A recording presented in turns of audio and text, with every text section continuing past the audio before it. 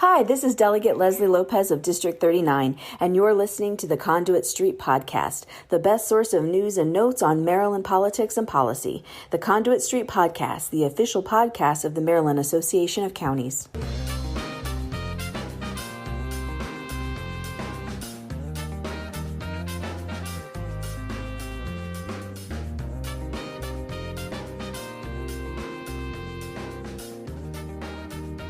Hello and welcome to the Conduit Street Podcast. Kevin Kinnally here with Michael Sanderson. Michael, it's Monday, March 11th.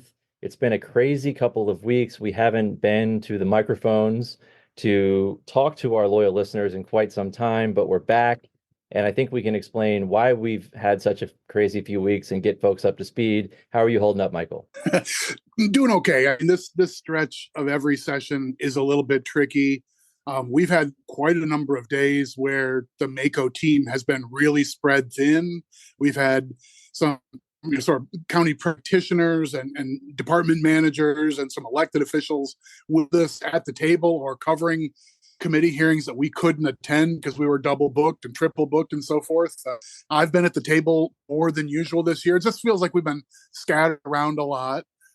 But that's a function of there being lots of things that might affect county governance and our services. So it sends us out to try and work on a variety of different things. And we're doing our best, but these last couple of weeks have been quite a stretch. So anyway, please forgive us, our adoring fans, the teeming millions. We're back. We still love you. We'll try and deliver for you today. All right, so today we want to get into the budget situation. The wheels are certainly turning. There's quite a lot going on. So today we'll do a rundown on what has happened, what's still out there to be resolved, and we'll put out our best guesses on where the arrows are pointing for this year and beyond. So Michael, does that sound good to you? I think that's what we're ready for, yeah. All right, so let's get in, Michael. Let's start with a recap of the county issues that are in the middle of this. We'll talk about our issues first, and then I'll look at the bigger picture, which is interesting too. So first of all, Michael, we were very worried about a deep permanent cut to the community college formula, the CADE formula that is in the governor's budget. We understand that they're cutting a lot of things, but this one, I think we raised some particular concerns about equity and the fact that the state has never lived up to its obligation until just 2 years ago. So to see a cut, again, we understand the budget situation, but community colleges are doing a lot, including helping out with the blueprint, Michael. So we were very concerned about that. Sure, and we've been part of a chorus on this. There have been quite a number of stakeholders, the two-year schools themselves, but also a pretty wide stakeholder community feeling like this is a lot. And we've talked about this, I think, on the podcast earlier. You've done some really good writing on the Conduit Street blog, trying to profile these budget issues. So I don't think we need to go super deep on it, but just to say, like, this is one, why a big, deep, permanent cut based on some, weird, different enrollment numbers. It felt like an odd duck in this debate. So we flagged that. And I mean, we also have spent a lot of time talking about transportation and particularly highway user revenue, the funds that come from the state, from their transportation revenues come back to local governments. We've been back and forth on these cuts were promised. We're going to have to make a bunch of deep cuts to a lot of things in transportation, including this local share. Then the governor sort of pulls a rabbit out of the hat and says, I got a Band-Aid solution. We don't have to cut it for this year. But this year's reconciliation bill still has the cuts for FY26 and 27. So that's a big, deep cut to transportation, which is weird because it's not even part of this year's fiscal plan. It doesn't affect this year's budget at all. And it's not even connected to the state general fund. So that felt weird. It's things that we raised in our testimony at the big budget hearing as well. Right. And we've also talked about the disparity grant formula before, I think pretty recently, so we can get into that a little bit. And then, Michael, there's a quirky little thing with health departments, local health departments, that I want you to frame quickly if you can. Yeah, this one could go super deep, and maybe we'll do the standalone 45 minutes for the subscriber page, right? I'm supposed to not use the old joke. So anyway, for the subscribers only, we can have like the super deep dive, but there's a quirk in the way the state requires matching funds for local health departments. And this is one of those things where, by and large, the counties have always done more than they had to. So we've kind of forgotten about this matching fund requirement because it's been irrelevant for a while. But kind of out of the blue, last year, a bunch of counties got a note saying, by the way, your matching number just doubled or tripled. and no one really understood why. We're sort of saying, hey, there's a study, let's put apples to apples here and get this figured out. So one of the things we were asking for, either in the budget itself or in the reconciliation bill, is let's tidy this up. Let's get everybody around the table, sort out what are we doing, what should we be doing. So we wanted some help there too. Right. So Michael was referencing his OnlyFans page, which I'm sure people can find online. He's not supposed to use the joke anymore, but you can do some searching there and find it. But anyway, Michael, let's get in. You mentioned we raised a bunch of those issues with the committees a while ago in their BRFA hearings. The biggest shock to me was a staff analyst's recommendation that they cut back highway user revenue all the way, get this, all the way back to the 2010 levels. What the heck is that about, Michael? I don't know. Like, you and I have both been scratching our head over this. I mean, it is the job of the nonpartisan fiscal staff to the budget committees to try and present issues with a given agency, or sort of prompt questions. The committee should ask the department to answer these various questions about this thing or that. And frequently these are like small ball kind of issues, right? The department was to file this report. It doesn't seem that they've done it or published it. Ask questions about why the department didn't file this report, or hold back $100,000 of their funding until the report is filed. That kind of stuff happens all the time, like really ordinary, routine kind of stuff. This felt a little non-routine for the staff agency to show up and say, we recommend, what the heck, just go ahead and cut all the way back to the depths of these super deep cuts. And if you've heard Mako talk about this, your longtime podcast, first talk about highway user revenue. It was the summer of 2009. It was the Great Recession. We kind of got thrown overboard. 90% of the county and municipal funding got cut. And we've been like scratching our way back to reasonable funding ever since. So we've made ground a couple of times with getting bits and pieces back, but never even close to all the way back. The idea of going all the way back to 2010, oh my God. So anyway, that felt like a pretty gross thing, but that's one more thing for us to be concerned about. Not just don't make the cuts that are in the governor's proposed budget, but please don't do that. Right. And so now, Michael, I mean, that one stood out to me for sure. But process-wise now, the budget plan, two bills, capital budget is on its own timetable. It moves first in the Senate in even years, so that is happening now. And that should be on the floor Tuesday, Wednesday of this week. And Michael, we've seen action on 3 of the 4 issues we raised. They didn't take the crazy highway user cut, so that's good. But they did leave it in the BRFA. Right. So lose money next year. Right. Right. So for the county folks who are hearing about that, staff recommended deep cut for the first time. You can exhale now. The Senate didn't take the bait, didn't do it. They left the governor cut for 26 and 27 and beyond in the BRFA, but they didn't go ahead and do the deep cut. So hopefully that's the end of that. Yeah, I hope so. We'll see what the House does. I mean, the House still has to act. And Michael, they did also come up with a halfway solution to restore $10 million of the proposed cut to community colleges. It sounds like that might be a point of Senate and House agreement. And they're trying to target the local health department stuff. We still think there needs to be a plan for this year, fiscal year 25. So we're looking to get a little bit of belt and suspenders on that language in the House as well. Right. And with the community college funding, I think there was signaling kind of early and pretty consistently that legislative leaders were trying to tell folks, don't set your expectations that we'll get every nickel back.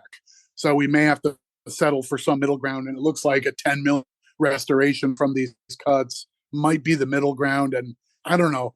It sounded to me kind of between the lines that the Senate was sort of saying, and the House is okay. You can stop with all the phone calls, all the postcards and all the letters and stuff, right? I mean, so maybe that's what's going on there. With the health funding issue, it sounds like there's agreement that we need to study and sort this stuff out. The question is, what do you do next year? Like, are we going to have counties held to these weird matching fund requirements for this coming year, or does that get suspended while we study? I think we'd prefer the latter, and I think that's a fair way to go. So we're hoping the House will tack that on to the Senate actions, agreeing that the study is a good idea. Right. And so as usual, we are among the stakeholders who can help steer the path here in ways that affect us. So that is good. They're hearing about their local partners in government, and most especially they're hearing about how we need whatever resources we can to help make the blueprint a success, Michael.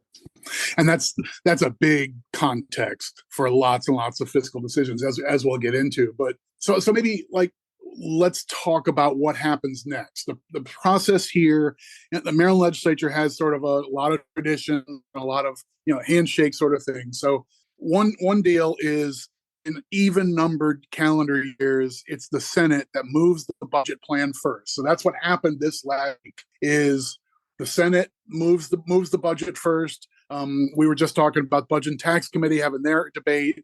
They'll have it on the floor this week, and the Senate floor will be debating the budget, the reconciliation bill, maybe some of these issues that we're talking about, but they'll have their own issues. There'll probably be 25 or so different amendments suggested on the floor, and there'll be debate on different things and whatnot. So the Senate is moving its plan. Meanwhile, the House Appropriations Committee is kind of a week behind and doing the same sort of thing. So the House Appropriations Committee has had all their subcommittee hearings over a similar schedule to the Senate. They're going to take up the Senate bill once it reaches them, and they'll be voting in committee. It should be the end of this week, and the House will have the budget plan on the floor next week. So I anticipate it'll probably be like the 12th, 13th, 14th will be the days for the Senate budget, and then a week later for the House budget decision. Then there's sort of a process for the two sides to have multiple members on a conference committee. They work out differences between the two sides. They hammer out one proposal that everybody more or less agrees to. It goes to the floor for a final vote in each chamber, because you have to have both chambers voting on precisely the same thing. So that last vote is up or down, no amendments, no changes, just are you in or are you out? And I anticipate that should be relatively smooth to have this year's budget and probably this year's BRFA sorted out with time left in the session and so forth. They're supposed to have it with a week to go. I think they should be fine with those deadlines. Seems that way. Yeah, and I mean, Michael, generally the two sides, I mean, I guess over the past few years when there's been a ton of federal money, they've seemed to work well together and come up with a relatively smooth path forward. Do you anticipate the same thing this year? I think I would say, I mean, it's tough to push in all your chips here, but I think resolving this year's budget, believe it or not, I mean, even though it's gotten quirky, and I want to talk about that too, but this year's budget, I think, should be relatively smooth sailing. You and I were both paying attention when the Budget and Tax Committee sort of was unveiling they wanted to do, and a couple of sort of one-time patchovers and so forth, but they've got a plan that it's a balanced budget. It leaves, better than $100 million in reserves at the end of the year. That gives you some wiggle room if you have some softness with revenues or whatnot. But they also are meeting the target set by the Spending Affordability Committee. So, I mean, it seems to me like they're checking a bunch of boxes, and my spider sense wasn't going off during that meeting saying, oh man, the House will hate this. I can't imagine how this is going to be big trouble. I wasn't feeling any of that. They're not giving a lot of trouble, I don't think. So I think the smart money is this year's budget probably fairly smooth. Right. And I think, we know the spending affordability has guidelines about targeting a certain amount of a lingering structural deficit within this year's fiscal plan, but that doesn't necessarily put it behind us, right? Right. That's where things do get, I think, slippery and difficult. And maybe there's differing views on what to do about the longer term. FY25 budget that starts this coming July 1 and goes through June of calendar 25. Like, that's the budget that looks like it's kind of okay, in pretty good shape. I mean, they've had to do some nips and tucks and so forth, but they got a budget that I think most of the world can live with. The multi-year forecast, though, does start to get really tricky, especially 2 clicks down the road in FY27. That's more or less the time that the state's education trust fund, instead of having a big balance that can be used for all your new education spending, suddenly is just sort of, now we're just on a cash basis. And we know the state has made commitments to the blueprint. This is the big multi-year, ambitious and high goal setting for education and what we want out of our schools and for our kids. The blueprint is costly, but right now the state isn't really feeling it because they got a head start with casino money going in to the education trust fund just for educational enhancements. So they've been drawing down a balance for a while. That's a kind of a comfortable place to be. 27 is when that ends, and that becomes a contributing factor to an already existing structural deficit. So even if you bring the structural problem down to, I don't know, something like, well, they want to get it under 500 million or something like that for this year, you still come into next year with a problem, and then 27 with a relatively big problem. That's when you have trouble. It's a couple years down the road. Right. So it is sort of tricky. If the short term looks okay, but when do you look out just 1 or 2 more years? It's a mess. So that becomes a problem. And when do you really get a hold of that? We know that delegates in the House have been introducing revenue bills, a fair number of them. It feels like this longer term situation is on a lot of minds in the House, but not necessarily in the Senate. Yeah, I think that's, like, I'm reading the tea leaves the same way. We've seen multiple different bills introduced, particularly by delegates. And if you've watched the hearings, I know you have. I mean, you've basically got like rental property. You've got like a subleased area over at the Ways and Means Committee. I have my own seat. So you're there all the time and hearing a lot of these bills, even if you're there for something else. But you can see the committee's hearing members saying, "Listen, I'm worried about how do we keep up our promises, whether it's for education or to our state employees or to environmental services or you name it." There's a lot of folks who are saying, like, I'm worried. I've been reading the headlines of stuff. So maybe we ought to be doing this stuff. I think this would be a fair or reasonable or a smart way to change our revenue system to catch up with a modern economy and bring in some dollars to support the priorities we all share. Like some very little pitch has probably been stated 6, 8, 10 times, Ways and Means. Not so much, I want to put a tax on something because I'm out to get them. It's mostly like, we're falling behind and we need to do this stuff. So we should consider something like this. Yeah, absolutely. And don't forget about transportation, right, Michael? I mean, there was a big briefing in appropriations in the House in January, and that really made the case that, cutting highway user revenue, cutting locally operated transit would crush Baltimore cities and the counties and municipalities. And that would ultimately mean cuts in service in other areas. And so I know that they heard that loud and clear when they talked about transportation stuff. Yeah. So the House was really dialed in on this. I mean, I think the hearing, the briefing early in session, which was basically about the Department of Transportation is proposing these series of transportation cuts. They were basically saying, like, we do the state budget all the time, so we kind of understand what it would mean if we have to scale back on the projects we can afford for highways or for transit or for bridges or whatever. They're like, we don't always hear about what happens on the ground with these local services, so come tell us. And we had, paratransit operators from small jurisdictions and county leaders from all across the state. But I mean, they heard, Mayor Scott talk about Baltimore City. They heard County Executive Olszewski as the president of MACO, but also county executive in a county where they don't have municipalities and their roads are really being left behind in the highway user formula. I mean, those are your two like case studies of, oh my gosh, this would be an enormous service cut, an enormous, cut in our ability to maintain road quality and so forth. So, I mean, it was good for appropriations members to hear that and get that perspective.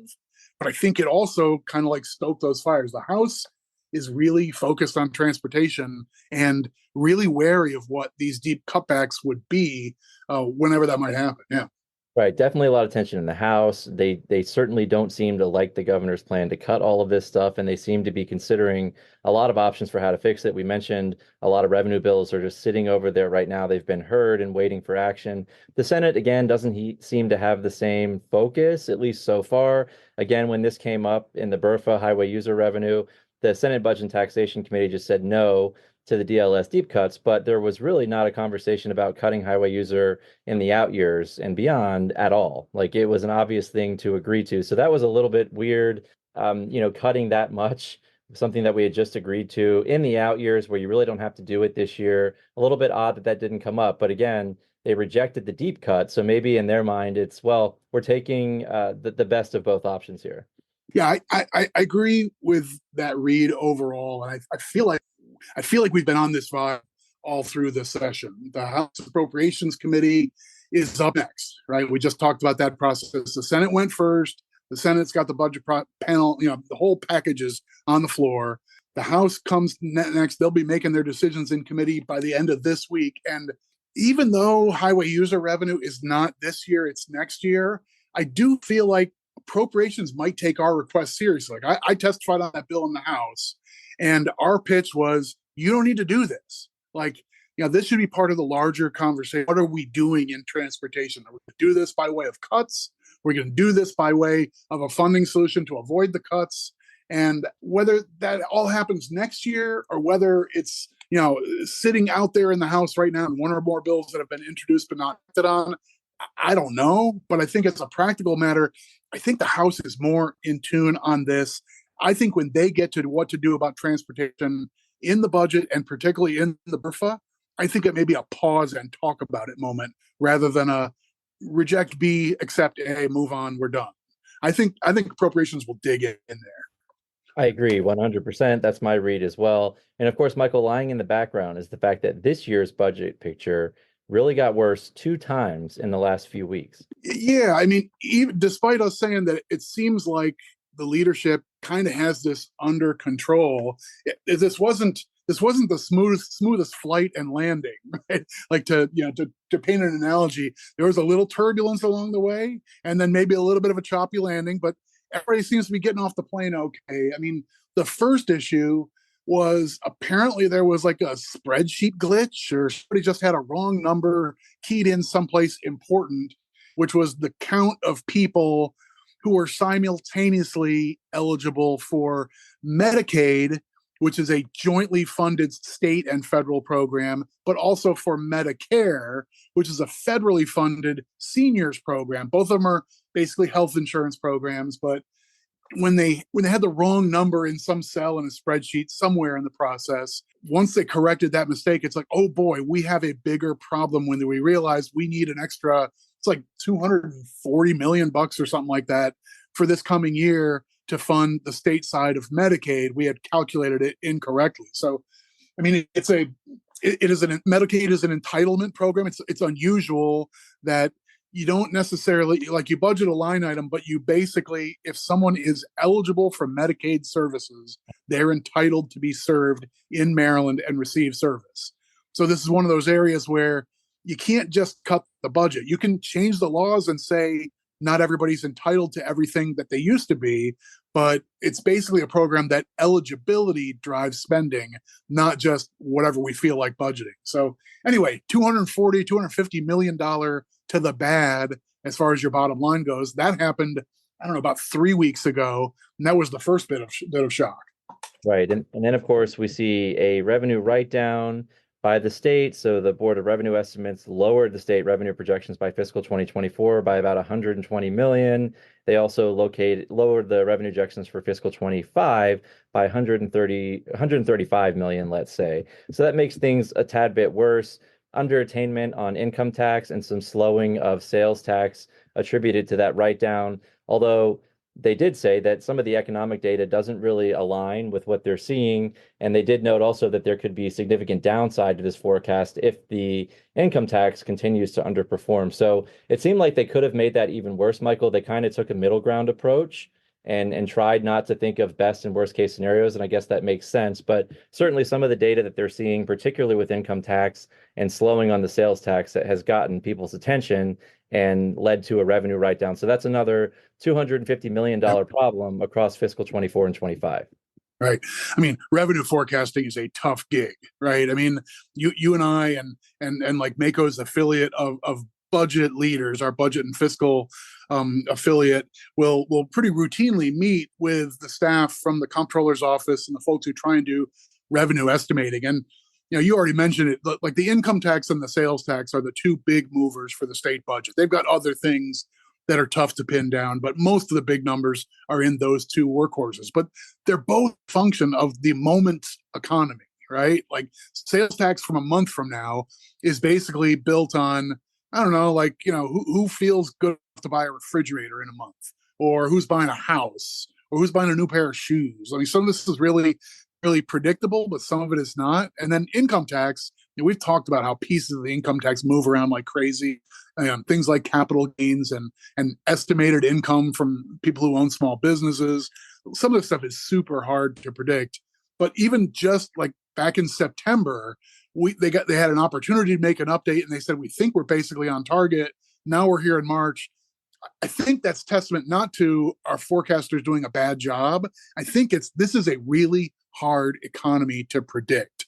And if you're trying to read things like unemployment, it's saying the economy must be doing gangbusters. So you're trying to guess what's going to happen with interest rates and inflation. Your guess is as good as mine, probably better, because those numbers are, just seemingly chaotic month by month. And then we're going back and fixing data from a month or two ago. It's a really tough, it's a tough job predicting revenues anyway. But in this setting, oh my goodness, what a mess. Glad we're just out here trying to, hump 1,200 bills a session. That's easy enough. Yeah, no, it's a tough gig for sure, and really hard job, and really trying to, determine how taxpayers are going to behave. It's a tough business. Michael, I feel like we also ought to mention this mess with the assessments.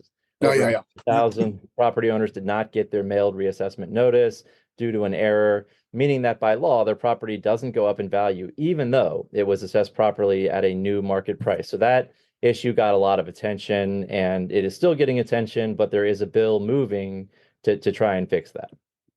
Yeah, I mean, speaking of curveballs and speaking of our poor county budget people with their heart in their throat, I mean, this was that kind of moment because, sadly, most of them heard this by, seeing it in a media site online. Like, Maryland Matters got a scoop on this and ran a quick article saying it looks like there was a big mess up in, it's not the process of assessing the property, it was just the process of mailing out the little computer generated letter that goes to everybody once every 3 years to say, we've done your reassessment, here's the data, here's your new number, and here's what it'll mean for tax purposes.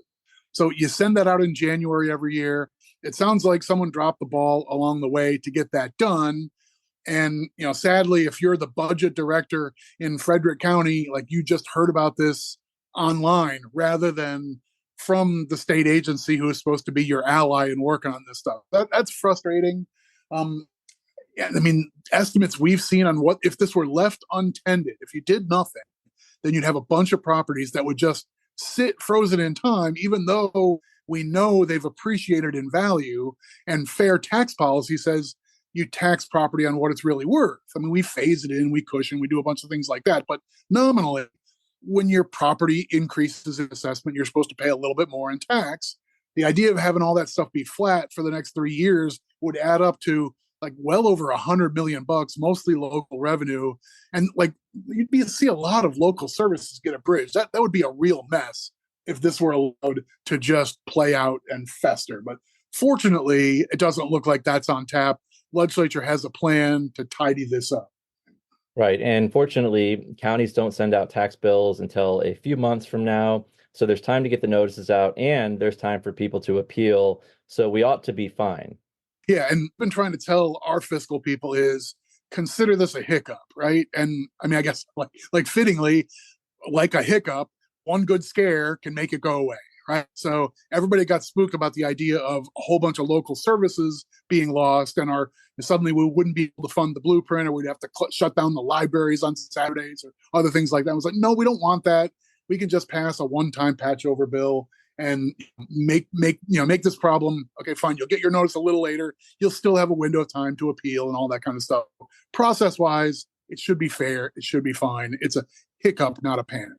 Right. So late file bill, it's fast tracked, tidy up for this year and move on. So Michael, I want to move on too and talk about the House. And, we mentioned earlier that they're going to get the budget from the Senate. Let's talk about what things look like from there. I'll start. I think the biggest thing I'm looking for is HUR, highway user revenue, and the whole transportation situation. Again, it's a hot topic. The House heard from Mayor Scott and from so many county elected officials on what these cuts would mean in terms of, real life scenarios.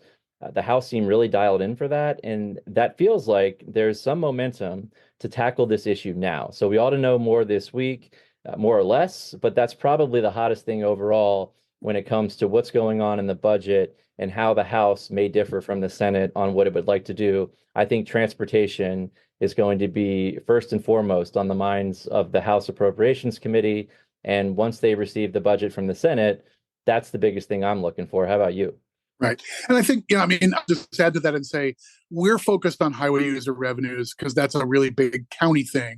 But the shortfall on the transportation side is much broader than that.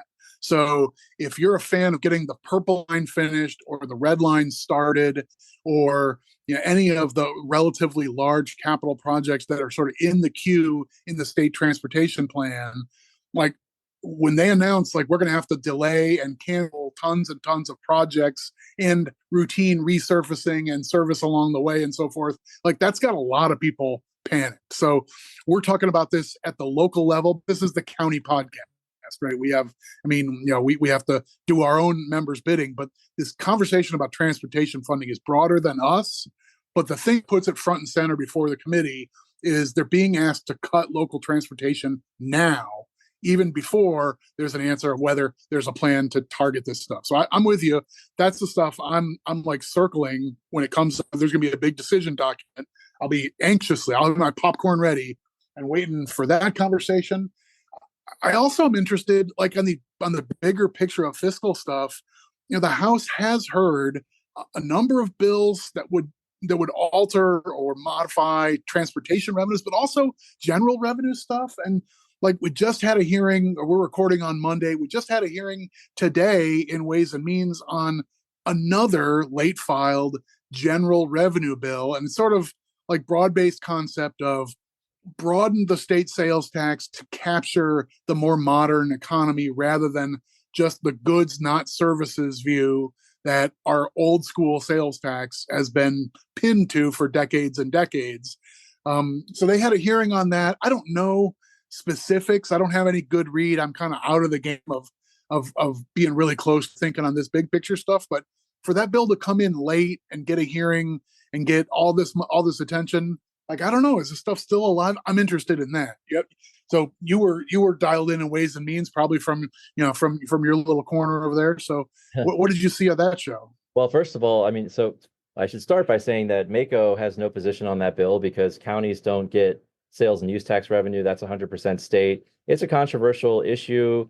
When you start talking about taxing services instead of just, tangible goods, that becomes a thing where everyone who could be affected, so all the businesses that could be affected, come in and talk about what it would mean for them. There were a number of people that showed up for this hearing, although they did finish in under 2 hours, which I would have lost money on. I would have bet the over all day.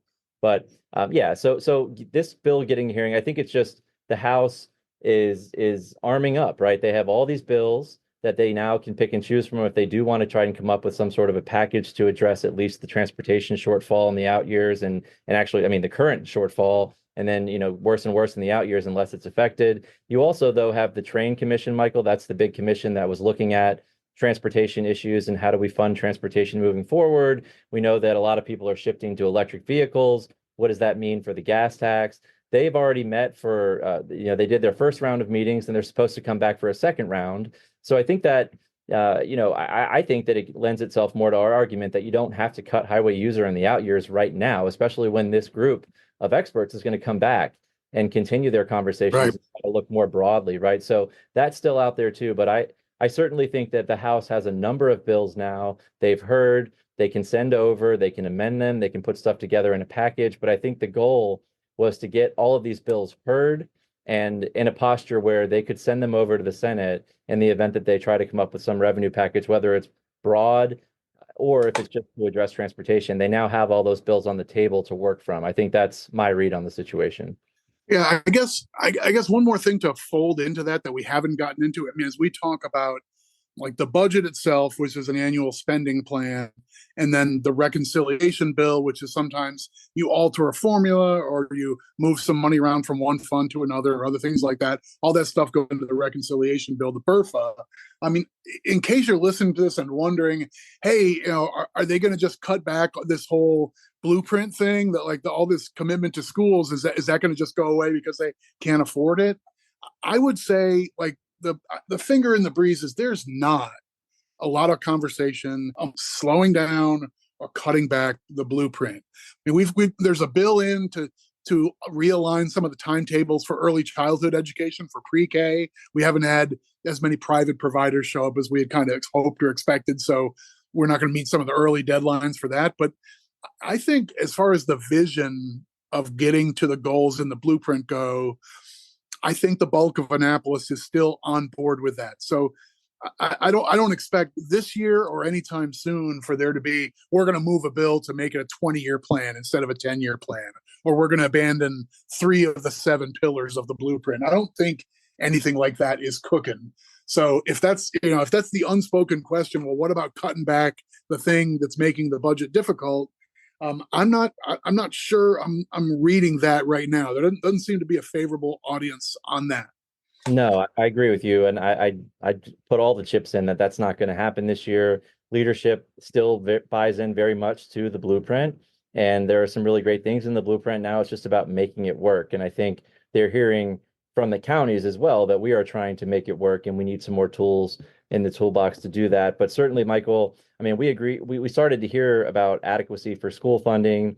Keywords in the lawsuits that pop up every so often in the education debate. It is in the Constitution, so the state can be sued for not doing enough for schools. So I think that's probably in the back of their minds as well.